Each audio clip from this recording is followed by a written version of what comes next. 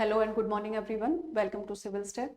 सो सर्वाधार इनिशिएटिव में मैं आपके साथ यहाँ पर साइंस एंड टेक्नोलॉजी के क्वेश्चंस, करंट अफेयर्स डिस्कस करती हूँ और उससे रिलेटेड जो एमसीक्यू होते हैं वो भी मैं यहाँ पर डिस्कस करती हूँ। पिछले एक हफ्ते में जो भी मोस्ट इंपॉर्टेंट करंट अफेयर्स हैं यूपीएससी के प्रीलिम्स के एग्जाम के लिए, वो मैं आपके साथ यहाँ पर डिस्कस करूँगी। ठीक है, सो हम लोग शुरू कर लेते हैं। और इसके पहले मैं आपको एक चीज बता देती हूँ, ये जो करंट अफेयर्स यहाँ पे मैं आपके साथ डिस्कस कर रही हूँ मोस्ट इंपॉर्टेंट और ऑथेंटिक सोर्सेस से मैंने लिया है। जैसे कि द हिंदू हमारा न्यूज़पेपर है, पीआईबी है, डाउन टू अर्थ है, ठीक है, इंडियन एक्सप्रेस है। सो वहां से हम ये जो मुद्दे होते हैं इनको डिस्कस करते हैं। आज हमारा जो पहला मुद्दा है, यहाँ पर पहला इशू है, वो है स्पेस डेक मिशन के बारे में। स्पेस डेक मिशन क्या है? प्रीलिम्स साइंस एंड टेक्नोलॉजी का ये है। और अगर आप इसमें देखेंगे तो ये आ जाता है आपका स्पेस के अंतर्गत। स्पेस टेक्नोलॉजी द हिंदू की न्यूज है। क्या न्यूज है? Space deck mission, ISRO successfully execute docking of satellites from second time. यानी कि दूसरे टाइम ऐसा हुआ है कि जो सैटेलाइट्स है ये डॉक हो चुकी है, राइट। 21 अप्रैल की ये आपकी न्यूज है। तो यहाँ पर देखो space deck mission, latest news क्या है इसके बारे में, इसको भी जान लेते हैं। Recently, Indian Space Research Organization has successfully completed the second docking of its two satellites, Space X-01 जिसको चैसर बोला गया है, और एक है SDX-02, इसको टारगेट बोला गया है, under the space docking experiment mission. अब इसके बारे में जान लेते हैं कि ये जो मिशन है ये है क्या। बेसिकली हुआ क्या है, जो स्पेस डॉकिंग एक्सपेरिमेंट, ये एक टेक्नोलॉजी डेमोन्स्ट्रेटिंग मिशन है। किसके लिए? डेवलप, पहली बात तो विकसित किसने किया है? Developed by ISRO to validate the capability of docking and undocking to small satellites in lower earth orbit. ठीक है, लोअर अर्थ ऑर्बिट में इसने टू सैटेलाइट्स को डॉक और अनडॉक दोनों किया है। And mission involved in two small satellites each weighing around 220 kg and SDX-01 जिसको चैसर बोला गया है, और जो अभी 21 अप्रैल को हुआ है इसको बोला गया target. Alright, these satellites were launched by the PSLV C60 into, ये जो सैटेलाइट्स लॉन्च की गई थी, लॉन्च व्हीकल आपका था कौन सा? PSLV C60, ये लॉन्च व्हीकल था into 460 kilometre circular orbit in an inclination of 45 degree, और 45 डिग्री के कोण पर यानी कि इंक्लिनेशन पर, झुकाव पर इनको प्लेस्ड किया गया है, स्थापित किया गया है। सो इसके उद्देश्य क्या है? स्पेस डेक मिशन के उद्देश्य क्या है, ऑब्जेक्टिव्स क्या है? यहाँ देखो प्राइमरी ऑब्जेक्टिव्स, अगर इसके देखोगे आप, प्राथमिक उद्देश्य इसके देखोगे क्या है प्राथमिक उद्देश्य। सो आपको यहाँ पर ये देखने को मिलेगा, to develop and demonstrate the capability for rendezvous docking and the undocking of spacecraft in orbit. And secondary objective आप इसका देखोगे, द्वितीय ऑब्जेक्टिव क्या है? To demonstrate the transfer of electronic power between docked spacecraft and crucial component for future space operations, right. So to develop and validate composite spacecraft of control system and to test payload operations after undocking, important for deep space mission के लिए महत्वपूर्ण है। दूसरी बात किसके लिए है? with this achievement, ये जो अचीवमेंट है इसी के साथ इंडिया बिकम, इसी के साथ में आप देखोगे इस अचीवमेंट के साथ India become the fourth country after the United States, Russia, China to successfully the conduct satellite docking operation. और भारत यहाँ पर कौन सा? फोर्थ कंट्री बन गया है इनके बाद में। तो इस चीज पर भी आपको यहाँ ध्यान देना है। इससे रिलेटेड हमारे क्वेश्चन है, सवाल है, क्या है? Consider the following statements about the space deck mission के बारे में। एंड पहला कथन यहाँ पर है, स्पेस डेक या space docking experiment is a technology demonstration missile developed by ISRO to validate the capability of docking and undocking two small satellites in low earth orbit, यानी कि निम्न पृथ्वी कक्षा में इनको प्लेस्ड, डॉक और अनडॉक दोनों करने की बात की गई। तो ये पहला कथन है, क्या ये सही है? बिल्कुल सही स्टेटमेंट है। दूसरा स्टेटमेंट क्या कह रहा है? The mission involved two satellites each weighting 20 kg and SDX-01 chaser जिसको बोला गया है, और अभी जो 21 अप्रैल को टारगेट किया है SDX-02, इसको टारगेट बोला गया। दोनों स्टेटमेंट सही है। आंसर क्या होगा? सी हमारा यहाँ पर आंसर होगा। ऑलराइट, आंसर है सी। हमारा जो नेक्स्ट मुद्दा है, नेक्स्ट करंट अफेयर आज का, वो है लिपिड्स। लिपिड्स क्या होते हैं इनके बारे में जानेंगे। आपका ये आ जाता है बायो के अंतर्गत, ठीक है। सो अगेन द हिंदू की ये न्यूज है, क्या है? Lipids, not just DNA proteins, CCMB team finds यानी कि जो सीसीएमबी टीम है उसने भी यहाँ पर कुछ फाइंडिंग्स की हैं। क्या है? Finds lipid also guide evolution.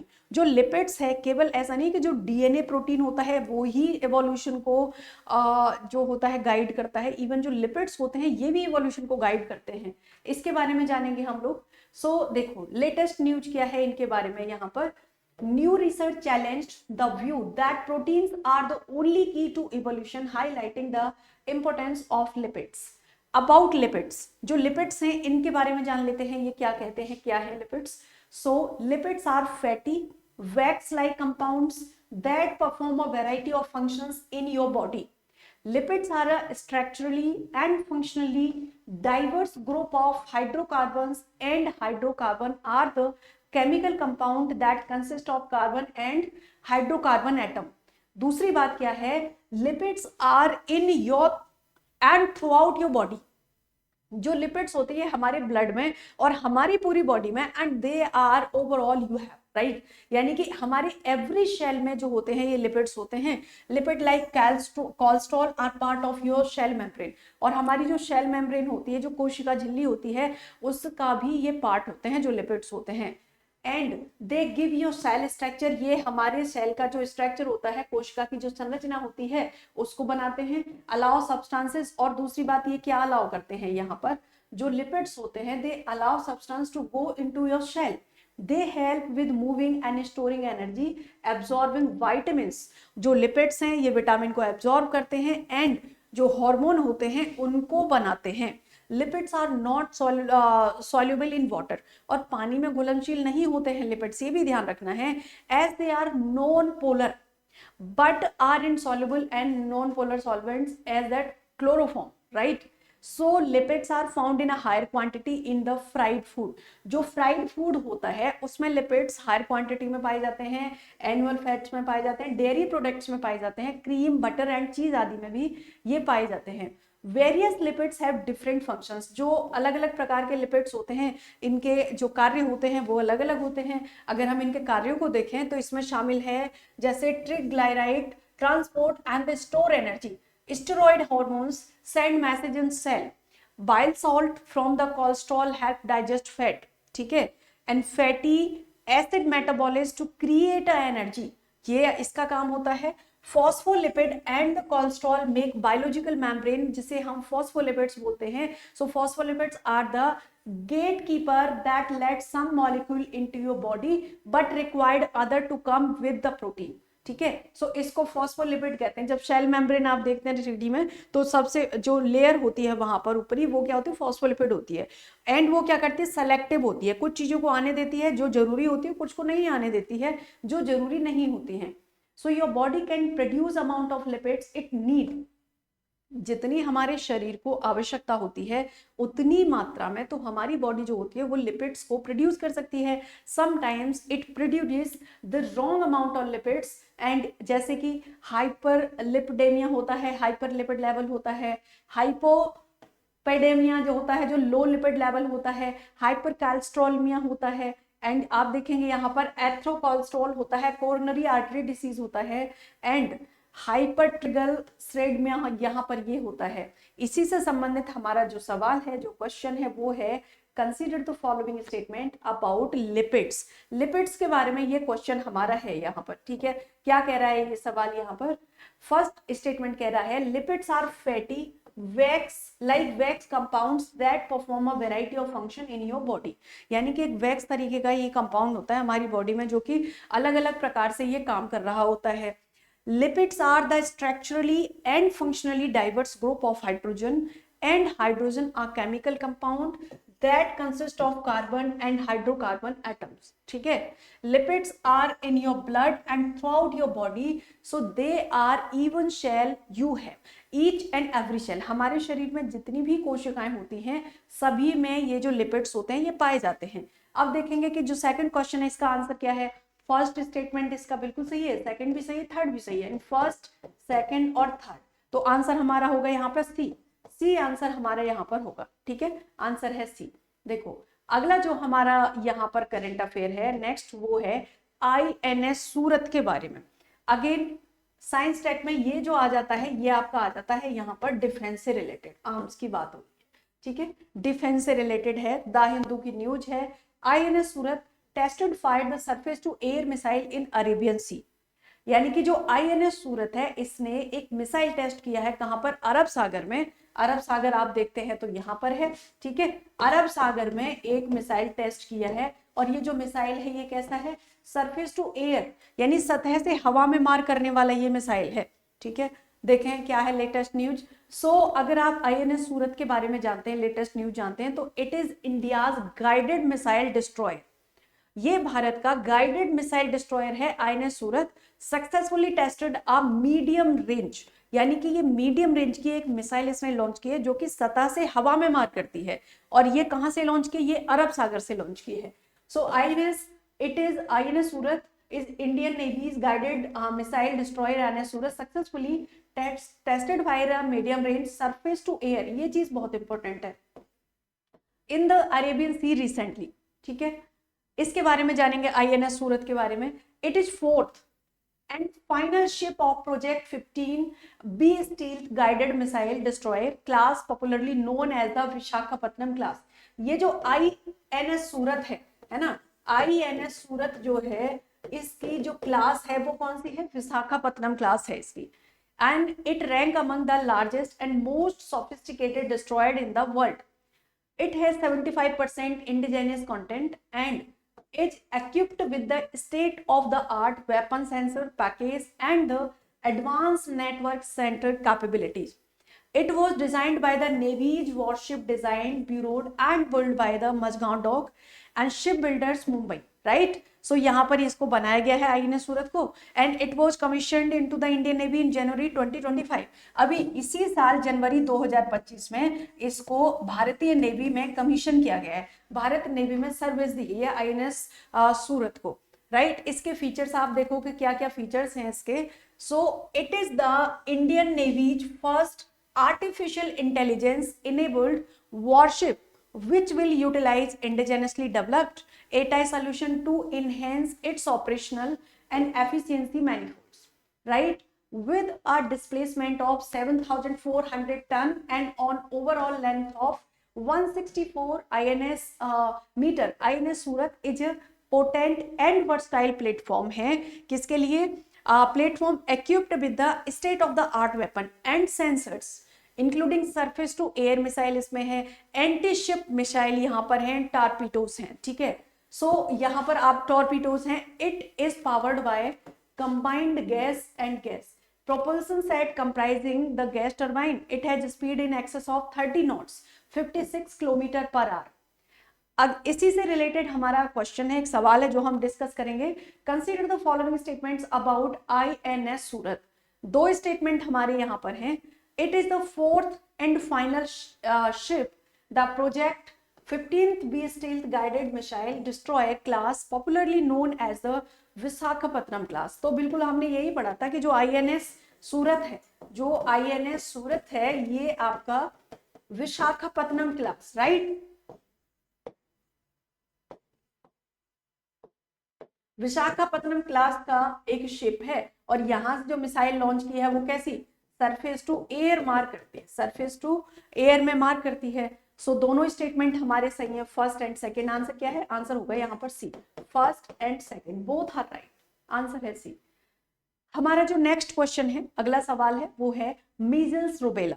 आपको पता है एक बीमारी है, बहुत भयंकर टाइप की बीमारी है, बच्चों को हो जाती है काफी ज्यादा। एंड स्पेस टेक या हमारा साइंस टेक का सवाल है, और साइंस टेक में आप जाओगे तो ये आपका अगेन बायो में आ जाएगा, ठीक है। अब इसी में कोई मान लो वैक्सीन ऐड हो रही है, ये हो रहा है, तो वो फिर कहाँ आ जाएगा, बायोटेक में ये आ जाएगा यहाँ पर।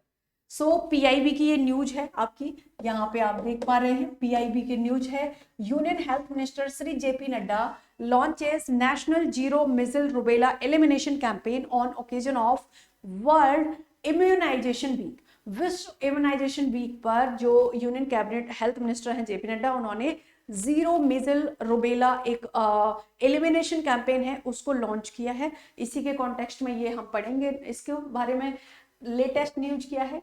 मीजल्स रूबेला, जिसको हम MR भी बोलते हैं। Elimination campaign 25-26 aims to achieve 100% immunisation coverage by administering 2 doses of MR vaccine to all eligible children.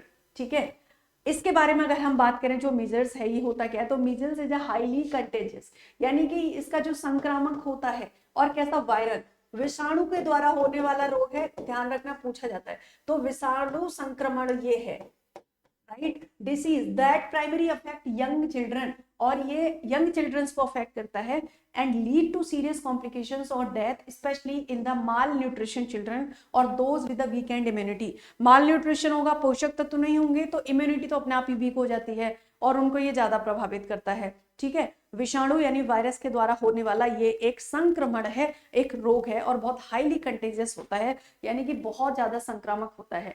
It is caused by an enveloped single standard RNA virus. इसका जो वायरस होता है वो कैसा होता है, RNA बेस्ड वायरस होता है। जैसे आपने देखा था जो कोविड था वो भी RNA वायरस था। क्लासिफाइड अंडर द जीनस, अगर इसका हम जीनस देखेंगे तो मॉर्बिलीवोरस होता है, एंड पैरामॉक्सिवरेड फैमिली से ओनली 1 सीरोटाइप होता है इसका। ठीक है, common complications include blindness, and यहाँ पर ब्लाइंडनेस होने के चांसेस होते हैं, इसमें एंसेफेलाइटिस हो सकता है, इसमें क्या होता है, जो सर होता है उसमें इन्फेक्शन होता है सिर में, सीवियर, अगर आप यहाँ देखोगे सीवियर डायरिया होने की भी पॉसिबिलिटी यहाँ पर होती है, ईयर इन्फेक्शन हो जाता है और निमोनिया हो जाता है। कई तरीके की परेशानियां जो हैं वो यहाँ पर बढ़ना शुरू हो जाती हैं। ठीक है, it spread through respiratory droplets and reminds one of the leading cause of vaccine prevents death globally. अब हम रुबेला के बारे में बात करेंगे। So also known as German measles, जो रुबेला है इसको जर्मन मीजल्स भी कहा जाता है। Rubella is a mild viral infection, और जो मीजल्स था वो हाईली कंटेजियस था, लेकिन जो रुबेला है ये कैसा है, माइल्ड वायरल इन्फेक्शन है, that predominantly affects child then young adults. पहले बच्चों को प्रभावित करता है, लेकिन ये यंग एडल्ट्स को भी कर सकता है।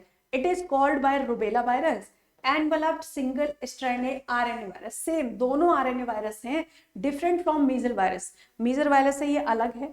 Rubella is less infectious, right, ये कम इन्फेक्शियस होता है, और मीजल्स ज्यादा इन्फेक्शियस होता है एंड माइल्डर होता है इसकी अपेक्षा, but it poses a major risk during the pregnancy. और ये जो होता है ना रुबेला, ये प्रेगनेंसी के दौरान महिलाएं जब प्रेग्नेंट होती हैं तो उस समय पर इसके जो चांसेस होते हैं इन्फेक्शन के वो काफी ज्यादा बढ़ जाते हैं। ठीक है, इन्फेक्शंस इन प्रेग्नेंट वुमेन में lead to congenital rubella syndrome, CRS इसको बोलते हैं, which cause irreversible birth defect like the deafness, heart defect and the intellectual disabilities. जब किसी अगर प्रेग्नेंट महिला को, गर्भवती महिला को रुबेला हो जाता है तो उसका जो बेबी होता है ना, उसको हो सकता है डेफनेस की प्रॉब्लम हो जाए, उसको कम सुनाई दे, या तो कोई इंटेलिजेंस, बुद्धि से रिलेटेड, बुद्धिमत्ता से रिलेटेड कोई उसको कॉग्निटिव प्रॉब्लम हो सकती है, या उसको कोई हार्ट डिफेक्ट हो सकता है। और ये परेशानी ऐसी होती है कि इनको बाद में सही नहीं किया जा सकता है, इरिवर्सिबल होते हैं। ठीक है, Rubella and measles may have similar rare symptoms, but they are caused by different virus. अलग अलग वायरस से होते हैं, सिम्टम्स इनके लगभग एक जैसे होते हैं, तो ये चीज ध्यान देने वाली है। इससे संबंधित हमारा एक सवाल है, क्वेश्चन है, वो है consider the following statements about rubella. First statement क्या है, it known as German measles, rubella is a mild viral infection that predominantly affect the children and young adults। तो बिल्कुल सही स्टेटमेंट है, अभी हमने देखा यहाँ पे ये जो स्टेटमेंट है हमारा बिल्कुल सही है। It is caused bye rubella virus and enveloped single standard RNA virus different from the measles and virus. ठीक है, यानी कि जो रुबेला और मीजल्स है वायरस इनके अलग अलग होते हैं, सिम्टम्स इनके समान होते हैं। जो मीजल्स है ये हाईली इन्फेक्शियस होता है, जो रुबेला है वो माइल्ड इन्फेक्शियस होता है। मीजल्स जो है वो माल न्यूट्रिशन के शिकार जो यंग बच्चे होते हैं उनको ज्यादा होता है, लेकिन ये गर्भवती महिलाओं को, प्रेग्नेंट लेडीज को ज्यादा पॉसिबिलिटी होती है, और इसके बाद जो डिफेक्ट्स होते हैं वो इरिवर्सिबल होते हैं, जो चाइल्ड में बर्थ के बाद होते हैं। ठीक है, rubella is a less infectious, mild then measles, but it poses a major risk during the pregnancy। yes, first, second and third तीनों स्टेटमेंट सही हैं। सो इनमें से कौन सा स्टेटमेंट ऐसा है जो यहाँ पर सही है, तीनों। आंसर क्या होगा, सी आंसर होगा यहाँ पर, राइट। नेक्स्ट हमारा जो सवाल है, अगला जो करंट अफेयर है वो है telecom regulatory authority of India इसको आपने सुना होगा ट्राई भी बोलते हैं शॉर्ट में, ठीक है, ट्राई बोलते हैं। तो ये आपका डिजिटल कम्युनिकेशन से रिलेटेड आपका ये सवाल है, ठीक है। अगेन पीआईबी की न्यूज है हमारी ये, प्रेस इंफॉर्मेशन ब्यूरो की। मिनिस्ट्री ऑफ कम्युनिकेशन ने इसको पब्लिश किया था। मिनिस्ट्री ऑफ कम्युनिकेशन ने इसको पब्लिश किया था क्या? Telecom regulatory authority of India, try जिसे बोलते हैं, meeting of joint committee of regulators. So joint committee हुई है रेगुलेटर्स की, उसी के कॉन्टेक्स्ट में देखेंगे आगे क्या है। 25 अप्रैल की ये आपकी न्यूज है। ट्राई से रिलेटेड जो लेटेस्ट न्यूज है वो ये है कि जॉइंट कमेटी जो हुई है रेगुलेटर्स की, held at try headquarter. Try का हेडक्वार्टर कहाँ पे है? न्यू दिल्ली में है, ध्यान रखिएगा। And this is the need for unified, और इस पर क्या फोकस किया गया है? यूनिफाई करने की बात की गई है कोलैबोरेटिव अप्रोच को to combat spam and the fraudulent shell, specially the targeting senior citizens. And about telecom regulatory authority of India, अब हम ट्राई के बारे में अगर बात करें कि ये है क्या, तो अगर इसके सबसे पहले ये जान लो हेडक्वार्टर इसका कहां पर है? न्यू दिल्ली। हेडक्वार्टर कहां पर है इसका? तो हेडक्वार्टर है इसका न्यू दिल्ली में, नई दिल्ली में, ठीक है। Established under telecom regulatory authority of India act 1997, 1997 act के अंतर्गत इस एक्ट को पास किया गया था संविधान के पार्लियामेंट के द्वारा, संसद के द्वारा। एंड प्राइमरी मैंडेट क्या है इसमें? So to regulate telecom services in India including tariff fixation revision which was earlier domain of the central government. And scope क्या है इनके रेगुलेटर्स के? अगर स्कोप देखें रेगुलेशन के, कहाँ कहाँ ये जो रेगुलेशन है ये यूज हो सकता है? तो cover area like the tariff quality of services and the inter connections देखेंगे यहाँ पर, spectrum management and consumer protection in the telecom spectrum, right. आगे देखें पॉलिसी रोल इसके क्या क्या है। सो इश्यू रेगुलेशन से रिलेटेड इश्यूज हैं, रिकमेंडेशंस हैं, order that guide telecom policy making and the market practices. Composition of try की अगर आप बात करोगे कि इसके ट्राई के कंपोजिशन क्या है, संगठन क्या है इसके, ठीक है, संगठन क्या है, तो देखो यहां पर आप देखो संगठन देखोगे तो कंसिस्ट ऑफ चेयरपर्सन, अब मैक्सिमम 2 फुल टाइम मेंबर होंगे, 2 पार्ट टाइम मेंबर्स होंगे। And appointments are made by the central government, और यहाँ पर जितनी भी नियुक्तियां होती हैं, जितने भी अपॉइंटमेंट्स होते हैं, सब केंद्र सरकार के द्वारा होते हैं, ध्यान देने वाली बात है। और ट्राई जो एक्ट है उन संसद के द्वारा 1997 एक्ट के अंतर्गत पास किया गया था। हेडक्वार्टर न्यू दिल्ली में है, नियुक्तियां केंद्र सरकार करता है। टेन्योर क्या क्या होता है इनका, यानी कार्यकाल कितना होता है? Member serves for 3 years for until the age of 65 whichever is earlier, यानी 65 और 10 years 3 year, तो जो भी 3 साल पहले हो जाए या 65 साल पहले हो जाए, जो भी पहले हो जाएगा उसके बाद रिटायरमेंट यहाँ पे लेना होता है। Extent of government control over try, यानी कि सरकार का ट्राई के ऊपर पे जो कंट्रोल है उसको कैसे विस्तारित किया गया है। Not a fully independent body, पहली बात तो पूर्ण रूप से स्वतंत्र बॉडी नहीं है ट्राई। ऑपरेट अंडर सर्टेन, और इसको ऑपरेट किया जाता है कुछ सर्टेन एग्जीक्यूटिव कॉन्स्टेंट के द्वारा। Under section 25 of try act the central government can issue the binding directions of try, ठीक है। Try is funding is provided by central government and इसकी रिकमेंडेशन आप देखोगे आर एडवाइजरी, ये जो भी रिकमेंड करता है सब सलाहकारी होती है, कोई बाइंडिंग नहीं होती है। नॉट बाइंडिंग मतलब बाध्यकारी नहीं है, बाध्यकारी नहीं है, ठीक है। The government must consult TRAI for licensing of service provider and related matters. So TRAI can notify telecom services rates in the official gazettes for the services within the outside India.